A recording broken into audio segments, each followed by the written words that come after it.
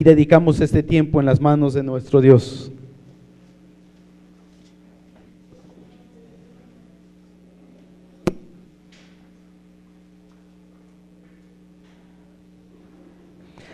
Queremos, nuestro Padre Celestial, en estos momentos darte muchas gracias. Te agradecemos que podemos con libertad reunirnos. Te agradecemos, Dios, que podemos conectarnos contigo a través de la oración. Rogamos, como siempre, que tu Espíritu Santo use tu palabra, la Biblia, que hables a nuestros corazones, que nos enseñes, que nos corrijas, que nos instruyas, que nos capacites. Pedimos también por los niños que ya han salido a sus respectivas clases. Igualmente rogamos, Señor, porque ellos también puedan ser enseñados a través de tu palabra, la Biblia. Rogamos tu bendición, tu iluminación, que podamos tener discernimiento espiritual para entender los principios, Señor, que están en tu palabra. Bendito seas, Dios. Te alabamos y te bendecimos por Cristo Jesús. Amén. Antiguamente, hermanos, habían pocas carreteras transitables y habían muchas carreteras. Hoy día también lo hay muchos lugares en donde no tienen una buena carretera, un buen lugar en donde transitar. Recuerdo que hace aproximadamente unos 10 años, 9 años, cuando recién comenzamos a entrar aquí al terreno de la iglesia, muchos se acordarán, toda esta zona no estaba poblada, era cerro, era completamente llena de nopales, y había una sola brecha en medio de la tierra negra que conectaba desde Sombrerete hasta esta parte. Cada temporada de lluvia que entrábamos era patinar y el coche moverse, el trayecto desde Sombrerete hasta acá. Y pobre de los que entraban caminando, porque los zapatos terminaban más altos, crecían un poquito, ¿no? Algunos estaban contentos tal vez por eso, pero luego se quitaba. El camino era difícil, muchos coches se quedaron y teníamos que rellenar o poner piedras o poner tepetate o hacer cosas para que el camino fuese un poco más transitado. Antiguamente se dice que cuando un rey recorría sus dominios, sus tierras, escuadras de obreros iban delante del rey preparando el camino en donde éste iba, quitando piedras, llenando pozos, haciendo que los lugares con hoyos pudieran estar bien. Esto lo hacían porque deseaban que su rey pudiese tener la oportunidad de recorrer las tierras y hacerlo de una forma segura. Capítulo 3 del libro del Evangelio de Mateo, encontramos a un hombre que Isaías 40, versículo 3 y 4 lo describe como una voz que clama en el desierto. Isaías escribía inspirado por el Espíritu Santo en aquellos años: preparad camino a Jehová, enderezad calzada en la soledad a nuestro Dios. Todo valle sea alzado y bájese todo monte y todo collado, y lo torcido se enderece y lo áspero se allane, y se manifestará la gloria de Jehová, y toda carne juntamente la verá, porque la boca de Jehová ha hablado. Isaías 43 y 4. Estas palabras que escribiera, hermanos, el profeta hace más de 700 años antes de que naciera Jesucristo, aún siguen resonando en nuestros oídos. Cierto que tuvieron su cumplimiento, especialmente en la persona de Juan el Bautista, quien vino a ser uno de los correos más eficientes del Salvador, quien vino a dar la noticia. Cuando él dijo: arrepentíos porque el reino de los cielos se ha acercado. Juan, este hombre de quien profetiza Isaías, hermanos, muchísimos años antes de que él apareciese, ya esta explicación lo daba Pablo durante el tiempo de silencio, 430 años en donde no hubo palabra de Dios. Años antes Dios había inspirado a Isaías para escribir: voz del que clama en el desierto, preparad camino a Jehová, enderezad calzada en la soledad.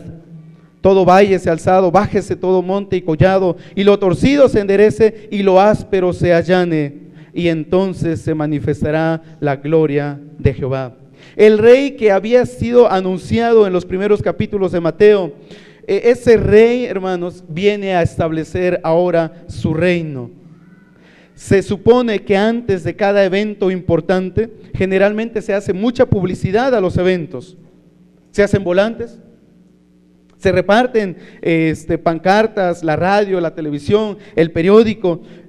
Se hace difusión para que la gente pueda llegar al evento, para que la gente se lista al evento, para que la gente esté preparada al evento. Juan nos presenta el evangelista de Mateo como un hombre que vino a preparar el camino del Señor, vino a abrir brecha, vino a animar a la gente a arrepentirse, porque venía atrás, dijo Juan, alguien quien iba a bautizarles en Espíritu Santo y fuego, que lo hemos de estar viendo adelante. Mateo presenta al precursor de Jesús, Juan el Bautista, como alguien conocido ya por sus lectores. De hecho, en la profecía esperaban a un Elías, dice la Escritura, a alguien que viniese con el poder de Elías, pero no era Elías el que vino, sino un hombre de quien uno de los evangelios, hermanos, los describe de una forma tremenda, y ese es el evangelista Lucas. Mateo no nos registra cómo fue el anuncio y el nacimiento de Juan el Bautista. Mateo solamente entra en el capítulo 3 para hablarnos que aparece en el desierto y proclama: arrepentíos porque el reino de los cielos se ha acercado. Pero Lucas nos presenta a este hombre, a esta voz en el desierto, y nos dice cómo era su anuncio antes de su nacimiento, y luego nos presenta el nacimiento. Y es muy largo el capítulo, que no lo vamos a revisar, pero está en Lucas capítulo 1, versículos, hermanos, del 1, casi todo el capítulo está hablando del anuncio y está hablando del nacimiento de Juan el Bautista. Su padre, uno de los hombres encargados de la adoración en el templo, especialmente ofrecer sacrificio, Zacarías, y su madre llamada Elizabeth, y dice la Biblia que eran estériles, no podían encargar hijos y eran también viejos. Oficiando el sacerdocio, Zacarías tuvo una visión de Dios y le dice que ellos iban a tener un hijo, y él, recuerdan la historia, se queda mudo hasta que nace el niño y le querían poner Zacarías como su papá, y entonces él pidió algo para escribir y él dijo: no, aquí puso Juan, ¿no? Y entonces dice que él recobró el habla. La forma tan maravillosa como nace o como se anuncia el nacimiento de Juan Bautista o Juan el Bautista es hermoso. Un bebé desde el vientre experimentó la mamá muchas cosas, prima de María, como ustedes ya conocen, los que han leído esta parte, hermanos, que no vamos a entrar ahorita porque sería tardarnos demasiado en esta parte.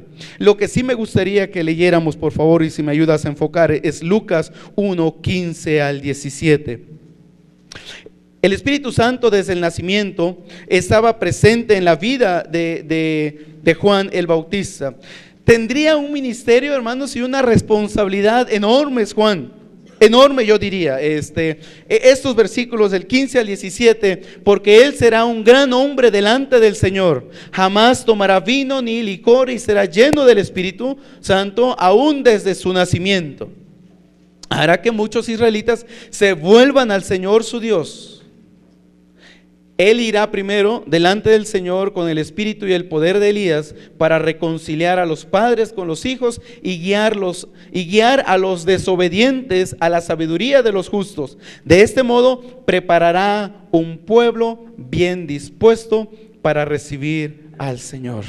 ¿Trabajo fácil para Juan el Bautista? Hacer que toda la nación de Israel viniese a la adoración a Dios. Lograr que todos los habitantes israelitas, judíos, pudiesen otra vez volver a su primer amor y seguir al Señor. Ese era el trabajo de Juan el Bautista. Impactar la vida de la gente en Israel preparando el camino del Señor, dice, un pueblo bien dispuesto para recibir al Señor. Un rey necesita el pueblo que lo reciba. Ya comentábamos esto, cuando nace el rey no había nadie para recibirle. El pueblo estaba en otras actividades. Pero ese rey, hermanos, que venía a establecer su reino, Juan el Bautista, está predicando en el desierto como una voz solamente que está hablando y haciendo un llamamiento, una exhortación a venir, a arrepentirse. Dice, porque el reino de los cielos se ha acercado.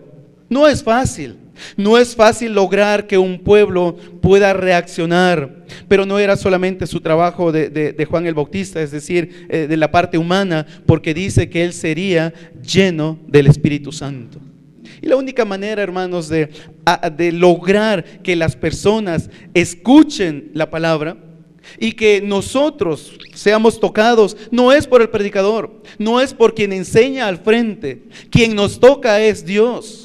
Quien nos toca y quien nos hace acercarnos hacia Él es Dios, a través de la Escritura y la palabra que Dios usa para tocar nuestra vida, para hacer un cambio como lo que vamos a estar mirando, de arrepentimiento, y por consecuencia que nosotros podamos estar dispuestos para dar frutos como consecuencia de ese arrepentimiento. Preparando el camino del Señor. Cada uno de ustedes ha hecho actividades, yo creo que a lo largo de la vida, y ha preparado cosas para un evento grande, como decíamos. Quizás te han encargado a ti, prepara el domingo, hermanos, que fuimos por cierto, al Rancho Ángeles. En lo personal, un gran evento, y estábamos muy contentos porque vinieron muchos hermanos, y yo creo que los jóvenes se la pasaron bien, ¿sí? Los adultos también. Si no, entren a la página de la iglesia y chequen ahí las fotos y verán las caras sonrientes. Pero varios hermanos estuvieron preparando para lograr llegar a ese lugar y hacer lo que hicimos. Juan el Bautista es solamente el hombre que viene preparando el camino del Señor, hablando a la gente, tratando de llegar al corazón de las personas para que éstos vengan y tengan un encuentro personal con el Rey. Mateo entonces, capítulo 3, ahora sí el versículo 1, por favor. En aquellos días llegó Juan el Bautista, dice el evangelista Mateo, predicando en el desierto de Judea, diciendo: arrepentíos, porque el reino de los cielos se ha acercado. Porque este es aquel a quien se refirió el profeta Isaías, diciendo: voz del que clama en el desierto, preparad el camino del Señor, haced derechas sus sendas. Lucas el evangelista, los primeros versículos, hermanos, del capítulo 3, nos sitúa en el tiempo, cuando aparece Juan el Bautista. No lo vamos a tocar ese pasaje, pero si ustedes más adelante lo quieren ver, nos sitúa en referencia a los gobernantes que estaban en ese tiempo en Israel y en algunos de los alrededores de las regiones de Judea. Pero Mateo solamente entra para decirnos en aquellos días. ¿Cuáles días? ¿De cuáles días está hablando Mateo? ¿Recuerda usted en dónde nos quedamos en el capítulo 2? Hablando de la visita de los sabios del oriente, y hablando de que ellos fueron a Egipto y luego regresaron a Nazaret y ahí se quedaron. Pues en aquellos días sale del contexto del capítulo 2, es decir, de la vida recluida que Jesús pasó en Nazaret, donde el capítulo anterior nos ha dejado. En aquellos días llegó Juan el Bautista. Para ese tiempo, hermanos, Jesús era un niño en el capítulo 2, pero cuando Mateo narra el capítulo 3, ¿cuántos años ya tiene Jesús? Pues mínimo, ¿no? Lo que hemos estudiado. Han pasado, hermanos, alrededor de 20 y tantos años, casi 30 años. No tenemos registro de ese tiempo. Si así fuera, dice la Escritura, que no cabrían en el mundo los libros en cuanto a la historia de Jesucristo. Y muchos especulan en cuanto, ¿qué habrá hecho Jesús en su niñez? ¿Qué hizo cuando él era un adolescente? ¿Cómo vivió? La Biblia no nos da mucha luz en cuanto a esto, pero dice, lo cierto es que llegó Juan el Bautista predicando en el desierto de Judea, diciendo. El ministerio de Juan, hermanos, se desarrolla en el desierto. El desierto, algunos lo definen como un término solitario, un lugar que no hay, que no había construcción, un lugar en el que posiblemente era dedicado al pastoreo de las ovejas. Algunos piensan que era un lugar poco habitado. Fuese el sentido que tuviese el pasaje, lo cierto es que Juan comenzó bautizando, diciendo: arrepentíos porque el reino de los cielos se ha acercado. El mensaje de Juan, preparando el camino del Señor, incluye varios aspectos. Primero, arrepentimiento, versículo 2. También produce confesión de pecados y bautismos, versículos 5 y 6. La demanda de frutos, comprobar en forma visible y genuino el arrepentimiento. Eso es a través de frutos dignos de arrepentimiento. Versículo 8, la advertencia contra la presunción, 9 y 10, lo vamos a estar viendo más adelante, y el juicio de Dios, versículos 10 al 12. La esencia, hermanos, que Juan proclama es un mandamiento de arrepentirse. Versículo 2, como lo estamos viendo. Se dice que en el Nuevo Testamento hay por lo menos 2 palabras griegas que se traducen en arrepentirse. La más común se dice en griego metanoeo, es la que se encuentra en ese pasaje y ahorita lo vamos a explicar. ¿Qué significa arrepentirse? Cambiar radicalmente de la manera de pensar. Cambiar radicalmente de la manera de pensar. ¿Qué significa arrepentirse? Cuando Juan estaba en el desierto diciendo a los judíos: arrepiéntanse, arrepentíos porque el reino de los cielos se ha acercado. ¿Qué quería decir Juan? Cambiar su manera de pensar de una forma radical. Quiero seguir explicando que en cuanto a esta palabra de arrepentirse, hermanos, da la idea de pesar o dolor, que anticipa, acompaña y motiva el cambio en la manera de pensar. Sin este pesar no se puede producir un arrepentimiento bíblico. El problema es que muchos solamente nos quedamos en esa parte de pesar. Ay, estoy arrepentido, lloro, prometo que no voy a volver a hacer esta tontería que hice, prometo que no voy a golpearte otra vez, prometo que no voy a volver a tomar, prometo que no voy a volver a drogarme. Y muchas veces solamente nos quedamos en el puro remordimiento, puro dolor, en el puro pesar. Pero hay 2 palabras o 2 aspectos de la palabra que deben ir juntos. El segundo es un cambio de conducta. Si no ocurre un cambio de conducta por consecuencia del arrepentimiento, entonces no hubo un verdadero arrepentimiento. Hubo un pesar, hubo un remordimiento, hubo una culpa. Y muchas veces nosotros somos así. Solamente nos arrepentimos y cumplimos la primera parte de sentir pesar, dolor por la falta que hemos cometido. Pero tener arrepentimiento, hermanos, nos debe llevar a un cambio de conducta que resulta necesariamente en un cambio de pensar. El arrepentimiento después un cambio interior y espiritual, es un cambio de propósito de vida que se refleja necesariamente en un cambio exterior, un cambio práctico.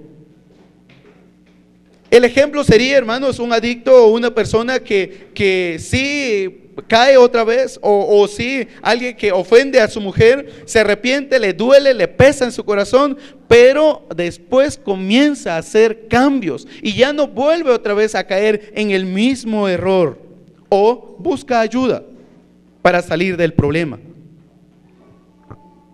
Lamentablemente, cuando las versiones católicas traducen, hermanos, el término arrepentimiento, lo traducen como hacer penitencia. Y muchos de nosotros confundimos, cuando se trata de arrepentimiento, confundimos y estamos haciendo penitencias. ¿Qué es una penitencia? Es una manda. El día de ayer, con la visita de mi primo, llevamos a su familia en la tarde a Bernal. Y yo no tenía ganas de subir y escalar.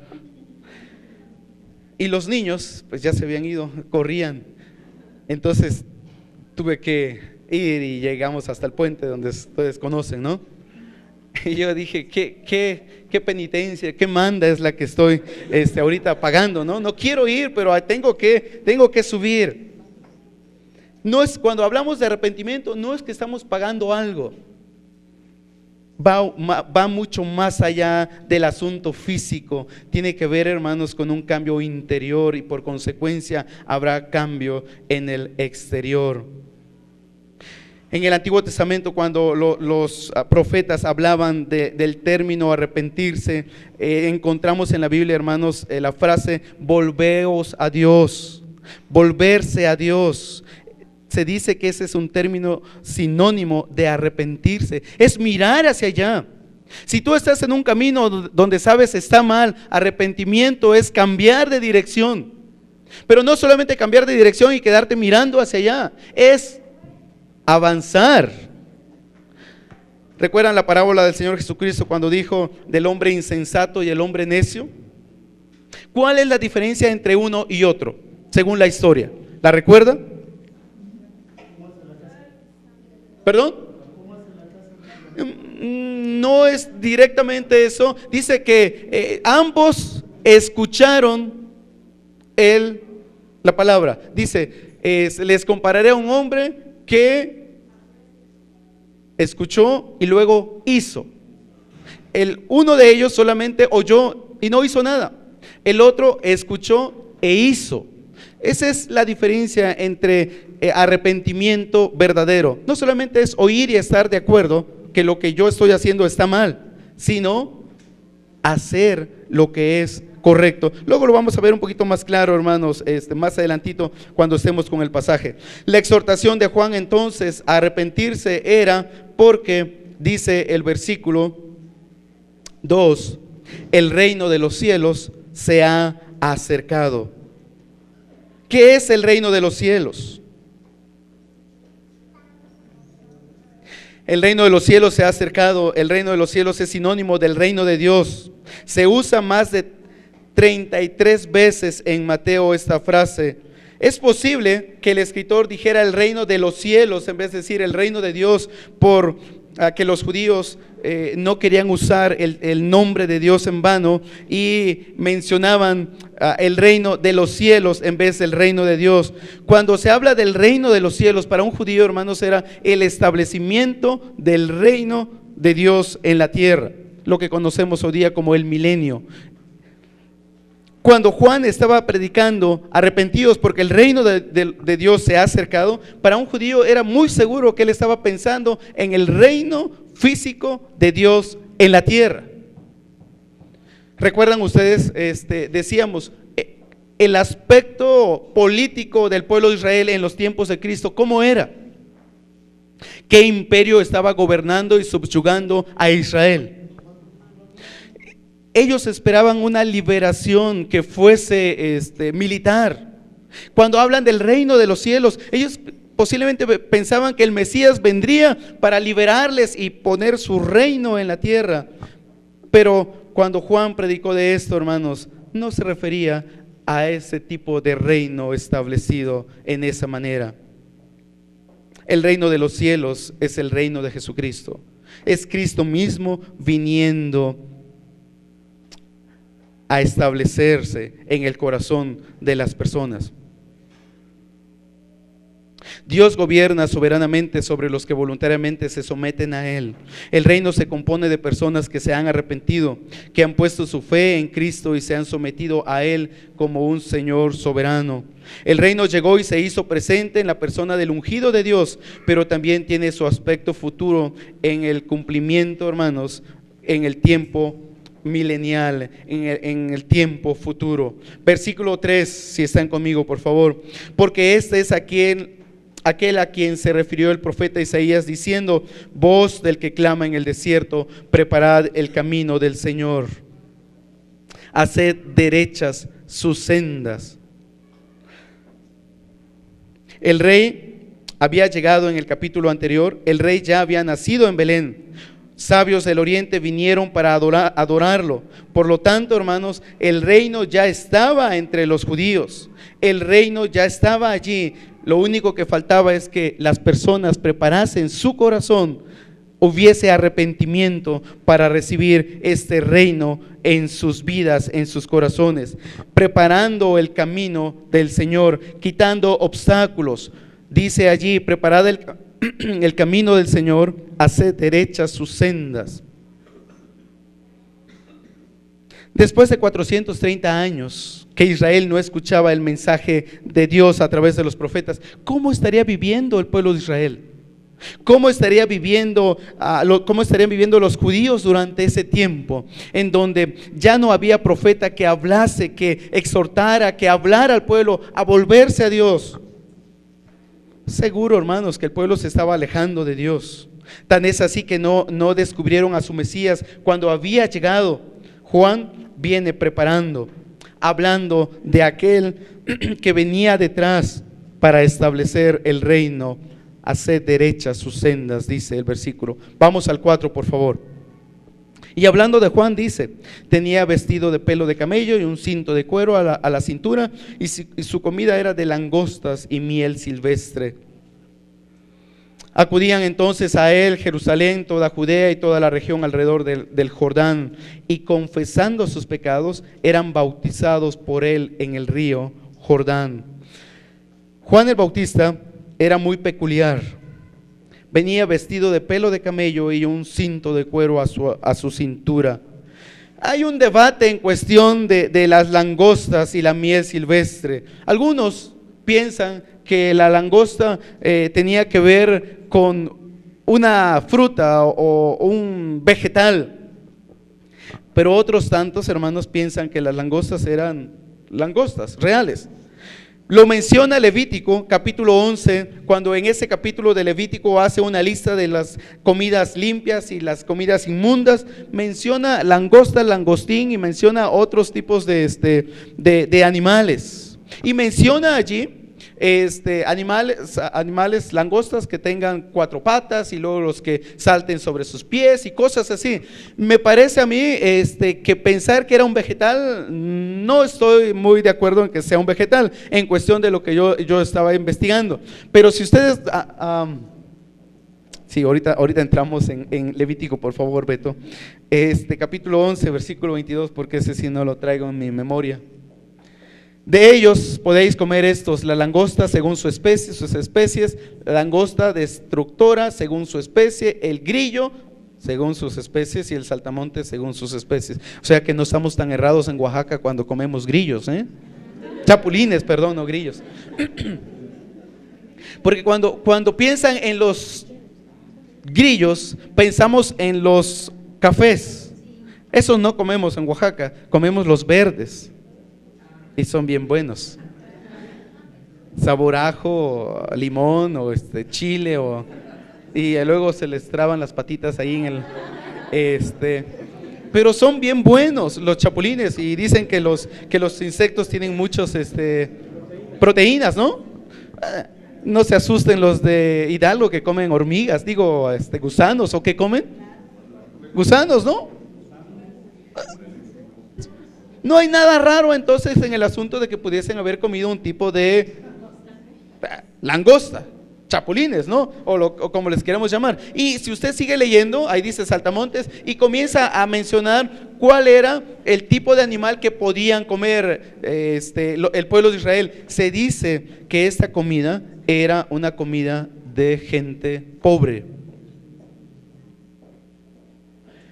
Se piensa mucho, o se ha dicho mucho, que Juan el Bautista era un hombre que le gustaba vivir en la soledad, o especialmente con los esenios, un grupo religioso en el tiempo de Cristo, en el tiempo del Nuevo Testamento, que se caracterizaban por vivir apartados, hermanos, en el desierto, y llevaban una vida más austera, una vida más humilde. Y Juan el Bautista nos lo presenta el evangelista Mateo como un hombre, como una voz. ¿Han visto la película de Narnia? No sé si es la 3, cuando habla de los lords que son consumidos allá, y que hay uno que está en una cueva y pregunta el rey: ¿quién es? ¿Recuerdan ustedes esa escena? ¿Y qué dice? Solo una voz. Juan era ni tanto énfasis en su persona, y eso que era un el hombre que vendría frente al Mesías, abriendo el camino al rey de Israel. Hoy día hay tantos predicadores, hermanos, que se paran el cuello y tocan, hacen fiesta cuando va a salir el hombre. Juan el Bautista fue uno de los grandes en el Nuevo Testamento, pero un hombre humilde, un hombre que dijo: ni siquiera me atrevo a estar abajo de él para amarrar o desatar o lo que fuera el calzado de sus pies. Y eso que era el primo, ¿no?, de Jesús mismo.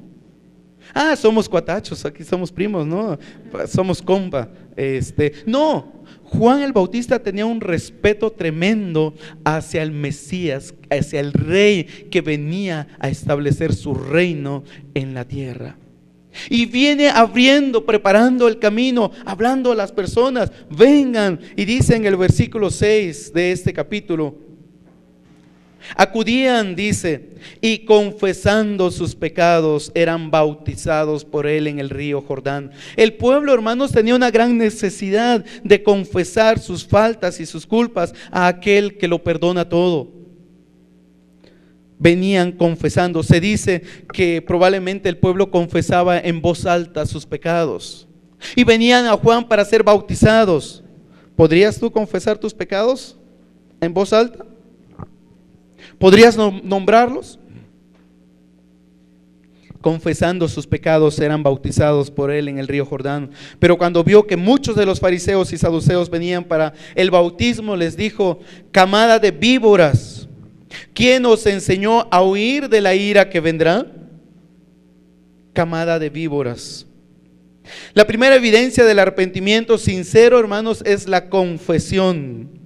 Si estás arrepentido de algo en tu vida, el paso que sigue es confesarlo.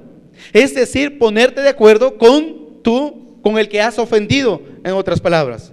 Si no hay confesión, no hay arrepentimiento.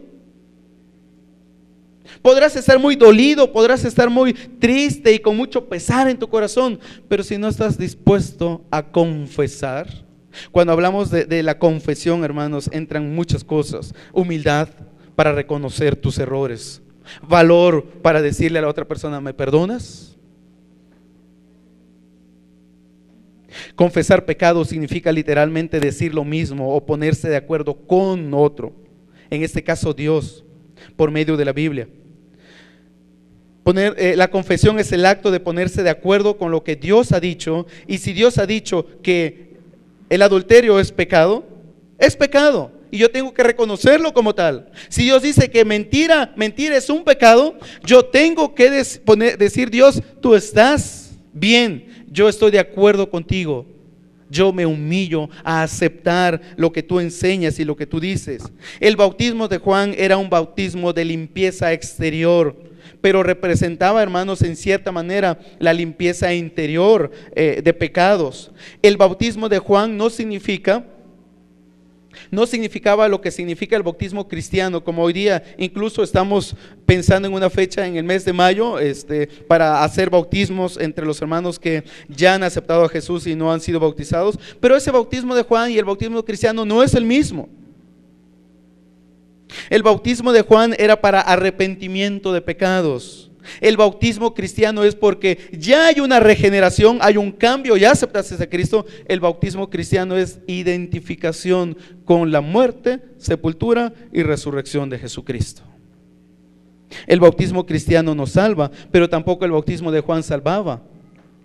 Era la fe en el Mesías lo que salvaba en aquel tiempo. Estos hombres religiosos, saduceos, fariseos y saduceos, dice el versículo 7, venían para el bautismo. ¿Cuál era la motivación de estos hombres al venir al río Jordán para ser bautizados? Venían al bautismo, dice la Escritura. No quiero decir que venían para ser bautizados. ¿Qué les movía? ¿Que los vieran otros? Venían entre toda la multitud de estos hombres con sus grandes ropas, muy santos, con su Biblia bajo el brazo. Bueno, no tienen una Biblia, pero quizás las escrituras pegadas en la frente y en los bordes de su ropa. Y ahí venían, dice la escritura, dice Mateo, venían para el bautismo. ¿Con cuál propósito llegaron los sabios del oriente? ¿Recuerdan ustedes? Adoración. ¿Con qué propósito venían los saduceos? Pareciera, hermanos, que los saduceos y los fariseos venían solamente para mirar, solamente por curiosidad, para ver quién es, solamente para estar al día en cuestión de las noticias en Jerusalén. Pero Juan emplea este término, generación de víboras, es decir, en otras palabras, nido de víboras. ¿Has visto alguna vez un nido de víboras?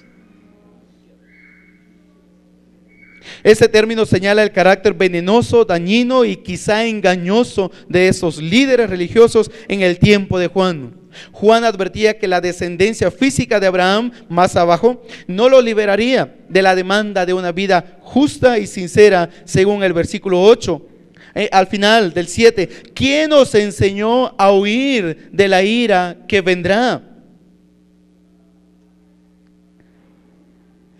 Esa palabra de Juan es dura. ¿Qué tal si te dijeran a ti, generación de víboras? ¿Quién te enseñó? ¿Quién les dijo? Versículo 8, y pone el dedo, hermanos, en donde está el verdadero problema. Juan dice en el verso 8, por tanto, dad frutos dignos de arrepentimiento. Y no presumáis que podéis deciros a vosotros mismos, tenemos a Abraham por padre, porque os digo que Dios puede levantar hijos a Abraham de estas piedras. Dad frutos dignos de arrepentimiento. Juan demandaba frutos dignos de arrepentimiento antes del bautismo, pero además advertía de la consecuencia de no producir fruto. Si no producían frutos, habría una consecuencia. Y más adelantito, versículos 11 y 12, dice: yo a la verdad os bautizo con agua para arrepentimiento, pero el que viene detrás de mí es más poderoso que yo, a quien no soy digno de quitarle las sandalias. Él os bautizará con Espíritu Santo y con fuego. El bieldo está en su mano y limpiará completamente su era y recogerá su trigo en el granero, pero quemará la paja en fuego inextinguible.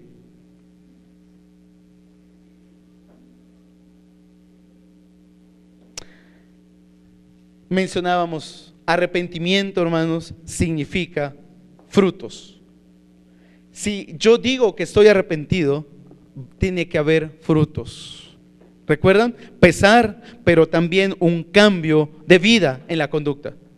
Decir que, lo lamento, pero no hay cambios. Juan está hablando con estos hombres, diciéndoles: de nada sirve. Dad frutos dignos de arrepentimiento. Es decir, si tienes arrepentimiento, tu fruto tiene que ser igual. Y no presumáis. El problema de esos líderes, por su tradición y su descendencia, ellos pensaban: somos hijos de Abraham, somos santos, somos los fariseos o somos los saduceos, nosotros tenemos cierta presencia en el pueblo, conocemos la ley, no necesitamos escuchar lo que Juan está diciendo, no necesito hacer cambios. Yo no sé si tú te das cuenta en tu vida que tienes que hacer cambios en tu vida, o piensas que estás bien delante de Dios tal cual estás.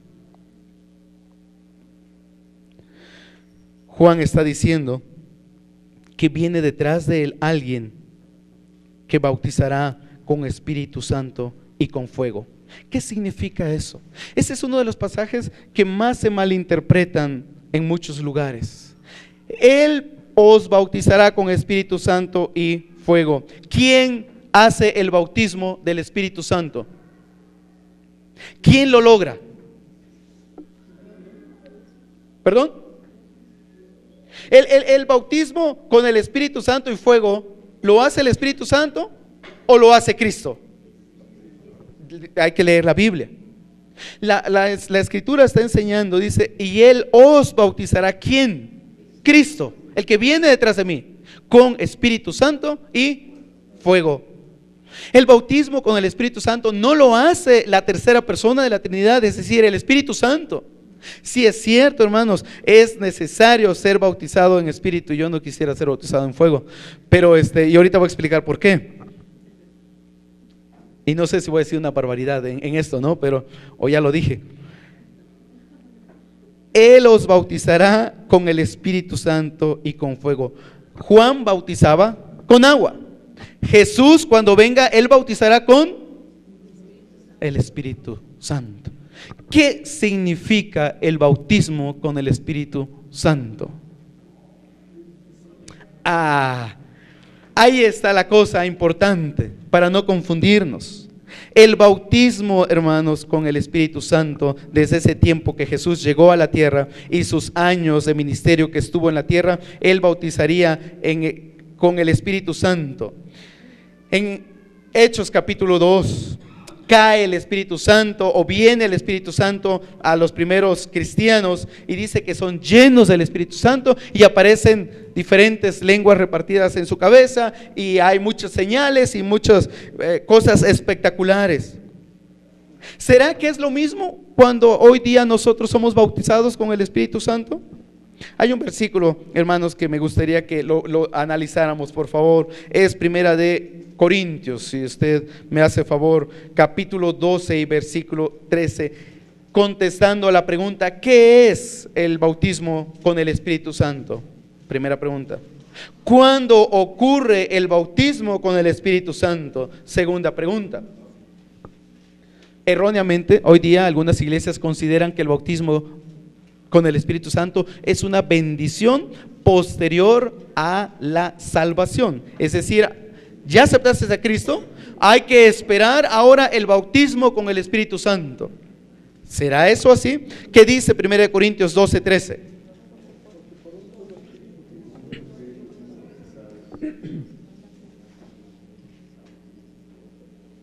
¿Sí?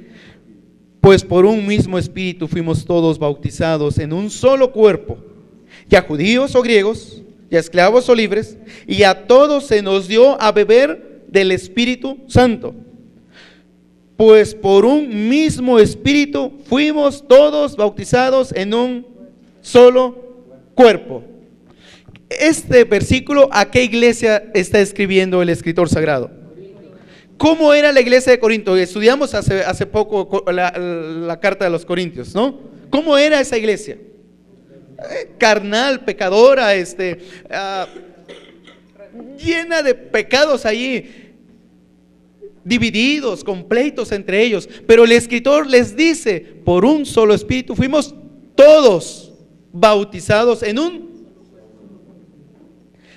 El bautismo con el Espíritu Santo no depende de nosotros.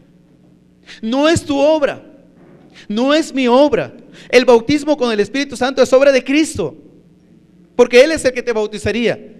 Dice: en un solo cuerpo. El bautismo con el Espíritu Santo es el acto cuando la persona acepta a Jesús como Salvador y es introducido al cuerpo de Cristo. A ese acto se le conoce como el bautismo del Espíritu Santo.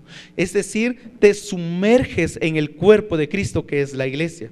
El bautismo en agua es identificarte con Cristo en su sepultura, muerte y sepultura, y sales para ser resucitado. Te identificas. Ese es el bautismo en agua, como consecuencia de creer. Pero el bautismo con el Espíritu Santo, hermanos, es el momento cuando la persona acepta a Jesús y es parte del cuerpo de Jesucristo. Te voy a decir una noticia importante. Si eres un cristiano, si has aceptado a Jesús en tu corazón, ya estás bautizado con el Espíritu Santo. ¿De acuerdo? Es lo que dice la Biblia. Si alguien aquí no tiene a Cristo en su corazón, lo lamento, no está bautizado con el Espíritu Santo. Es decir, no formas parte de la iglesia, no formas parte del cuerpo de Cristo, porque aún no has sido bautizado. Es decir, no tienes a Cristo en tu corazón. Eso es lo que Cristo haría, a diferencia de lo que Juan haría. ¿Qué bautismo era mucho mejor? Sin duda. Por eso el que venía detrás era mayor. Juan solamente bautizaba en el río, e incluso Juan ni los bautizaba, ¿no? Yo creo que eran en masas, venían al Jordán y ahí se sumergían como una figura de que ellos, el pecado ahí estaba, ¿no? Lo que contaba, hermanos, era el arrepentimiento, es decir, el pesar, como decíamos, pero también los frutos. Si tú piensas que eres un cristiano y no estás dando frutos dignos de tu cristianismo, tienes que considerar si en realidad eres un cristiano o no eres un cristiano. Un árbol de naranjas da naranjas. Es un árbol de naranjos, o no sé cómo le llaman, ¿no? No puede esperar peras o mandarinas, a menos que hagas un injerto ahí medio raro y tal vez produce algo allí. Tienes que pensar y reflexionar y escarbar tu vida. ¿Eres tú un creyente en Jesucristo? Si no lo eres, hay que tener cuidado. Las consecuencias pueden ser desastrosas. Al final, que ya hemos leído el versículo 12. Perdón, se me estaba pasando el término en fuego. Pensar, hermanos, en el fuego poquito antes de llegar allí. El fuego es una figura de la presencia de Dios. En el templo de Israel siempre tendría que estar el fuego encendido, y el fuego siempre tenía que ver para purificar. El fuego tenía que ver con los juicios de Dios. El fuego representa la obra purificadora de Dios. Por eso yo decía que no me gustaría ser bautizado en fuego. Pero ¿cuántas veces tú y yo hemos tenido que pasar por pruebas de fuego, como dice primera de Pedro, cuando está hablando de las pruebas de fuego? Esa parte quizás es un poco difícil, aunque algunas personas podrían pensar que ser bautizado en fuego es que haya algo sobrenatural en tu vida, que vueles y flotes y tantas cosas, que no es eso. La presencia de Dios, hermanos, la tienes tú y la tengo yo. Escuchaba a una señora que le conozco, no es de esta iglesia, afortunadamente, y iba a una buena iglesia. Por ciertos problemas, ahora ella encontró otra iglesia. Y ella decía, y aquí en esta iglesia sí encontré al Espíritu de Dios.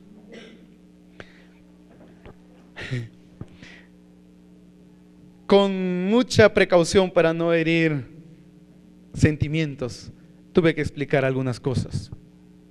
Y yo le pregunté, ¿Dios es más visible en esa nueva iglesia o en tu iglesia antigua? Y ella me dijo, pues en las dos. Pero es que en esta, Y luego ella solita cayó porque tiene problemas. Y me decía, me lleno el domingo, pero ya fines de semana estoy otra vez mal y necesito otra vez que me llenen. Y hermanos, cuando Dios llena tu vida, no necesitas rellenarte. ¿No? O sea, eso es con el garrafón de agua. Si se te acaba, ve a la esquinita del que es Bipure, que es, rellénalo y otra vez estás allí. Cuando tienes la presencia de Dios, la tienes. No va y viene, no está, tienes un cuarto de Dios en tu vida. No es así. O tienes toda la presencia de Dios o no tienes nada, mi hermano. Esa es la realidad. O estás engañado que la tienes y no la tienes. Lo que necesitamos con urgencia, dice el escritor San Pablo, es ser llenos del Espíritu Santo en nuestra vida. Eso sí necesitamos con urgencia, que el Espíritu nos llene y nos llene. Pero no estamos hablando de la presencia de Dios porque ya la tenemos. Tú la tienes si has aceptado a Jesús en tu corazón.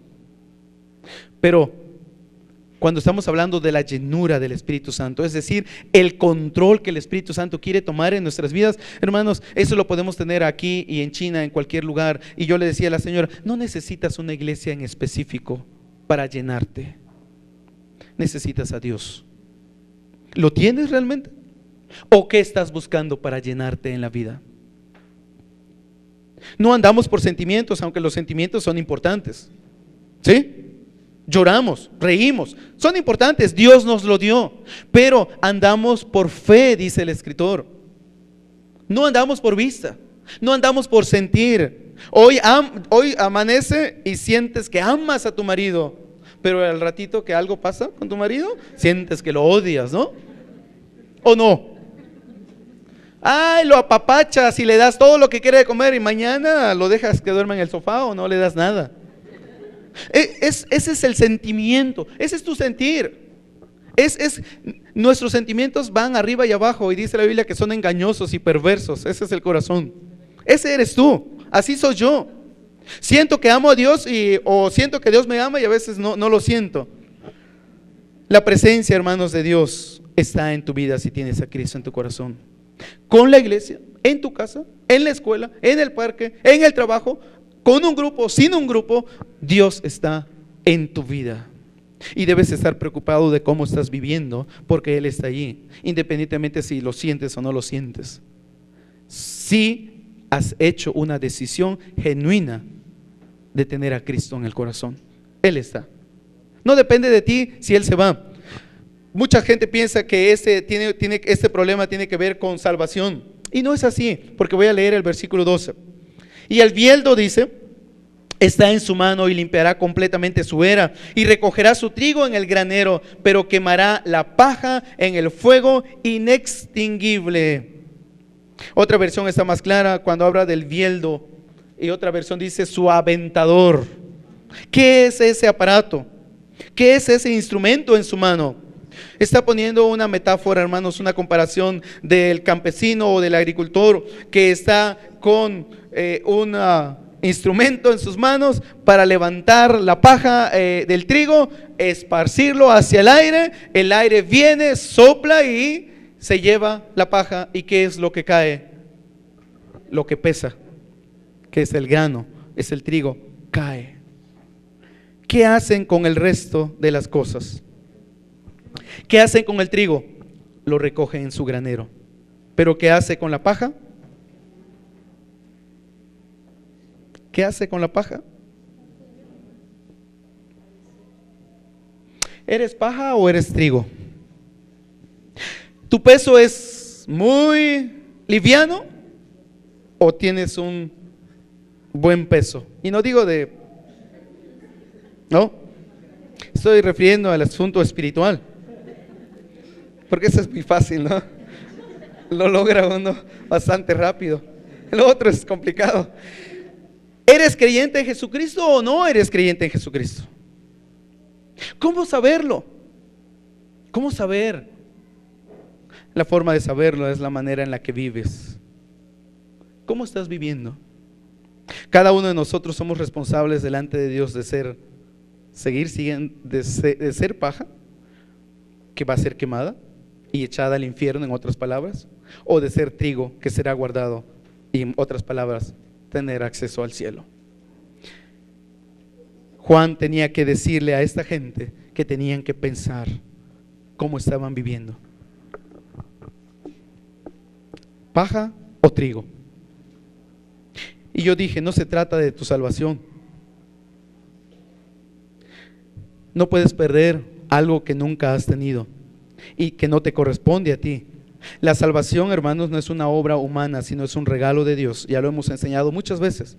La responsabilidad de aceptar la salvación que Dios ofrece es personal y no depende del que está a un lado, y no depende de la calidad de vida del que está a tu lado, o no depende si otro lo hizo o no lo hizo.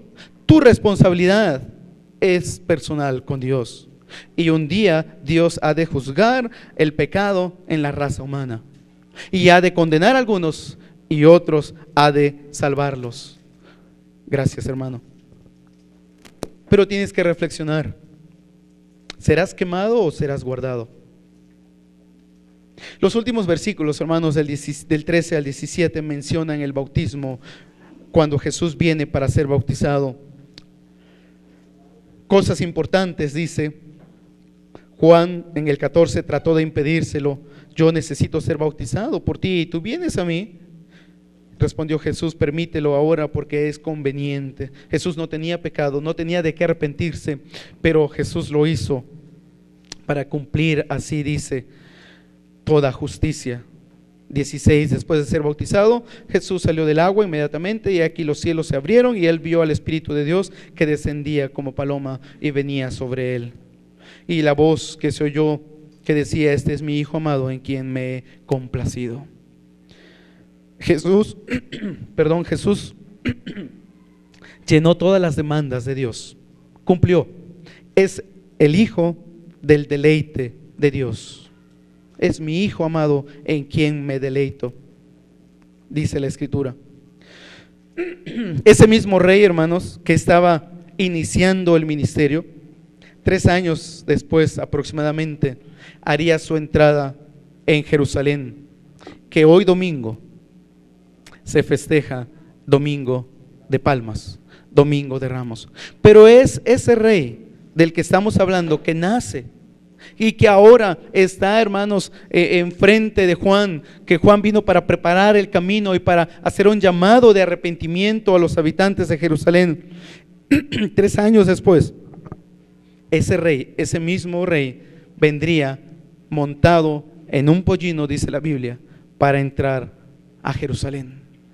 He aquí viene tu rey montado en un animal pollino, hijo de asna, dice la Escritura, humilde. Ese es el rey. Ese es el rey que merece tener un camino derecho.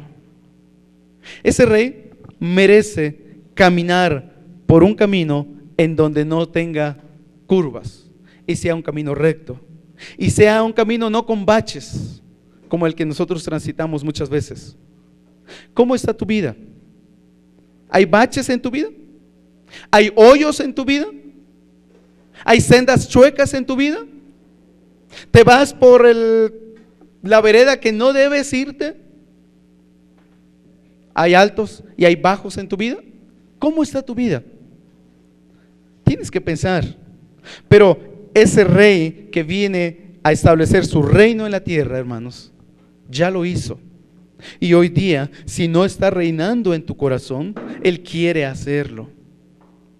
Muchas veces nosotros le impedimos que reine en nuestra vida. ¿Cómo estás viviendo? Y yo quiero terminar con esto, con esta reflexión. ¿Cómo estás viviendo? ¿Cuál es el hospedaje que le estás dando a tu rey en tu corazón?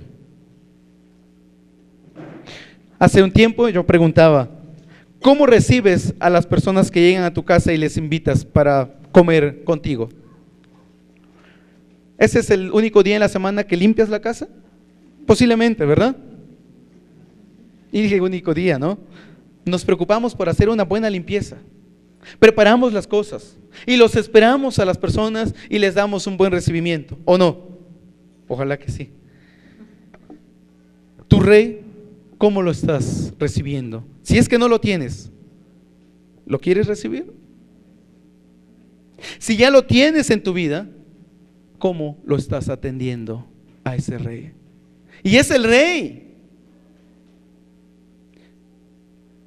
que por él los sabios viajaron tantos kilómetros con regalos y entregando su vida para venir y adorarle. Es ese rey justo que tú tienes oportunidad ahora de adorarlo, de que esté en tu corazón, de que esté en tu vida, de que esté reinando en tu vida. Arrepentidos, porque el reino de los cielos se ha acercado. No solo pesar, hermanos, sino un cambio de vida. Un cambio de vida. Y esa es tu responsabilidad y esa es mi responsabilidad. Podemos ponernos de pie. Te damos gracias, Dios. Te damos gracias porque este domingo, este año, que una vez más, Dios, se recuerda la entrada de Jesucristo a Jerusalén. El domingo de Ramos, el domingo de Palmas. Que hoy día mucha gente está en las iglesias escuchando la lectura del Evangelio. Que mucha gente, Dios, está sensible para escuchar. Yo ruego, Padre Santo, que tu palabra pueda llegar a la vida y al corazón de la gente. Pero sobre todo, Señor, yo ruego que esta palabra que hemos oído de Juan el Bautista pueda ser una exhortación en nuestra vida a examinarnos, a venir arrepentidos, a postrarnos delante de ti, a venir de rodillas, a venir con lágrimas en los ojos, a venir, Señor, con dolor en el corazón, a venir, Padre, con el corazón en la mano, arrepentidos por la manera como hemos ofendido tu santidad. Te hemos afrentado, Dios, con nuestros pecados, con la manera de hablar, con la manera de comportarnos, con nuestras actitudes. Hemos ofendido, no hemos vivido al estándar de un hijo tuyo, Dios. En estos momentos, Padre, yo ruego que tú nos capacites, que con el Espíritu Santo que está en nuestras vidas podamos, Dios, vivir para ti. Bendice, Señor, a cada uno de nosotros.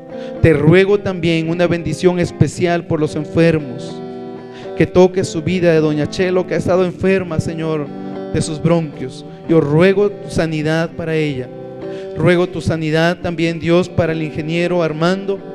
Pongas tu mano poderosa en su cuerpo. Si tú quieres, Dios, puedes sanarlo. Oramos que esta enfermedad sea, Padre, una bendición en su vida, una oportunidad para que te conozca, mi Dios. Pedimos por los demás enfermos y las necesidades de la iglesia, Dios. Por cada uno de nosotros, que vayamos a casa transformados, animados, motivados, Dios, para vivir para ti, para vivir para el Rey.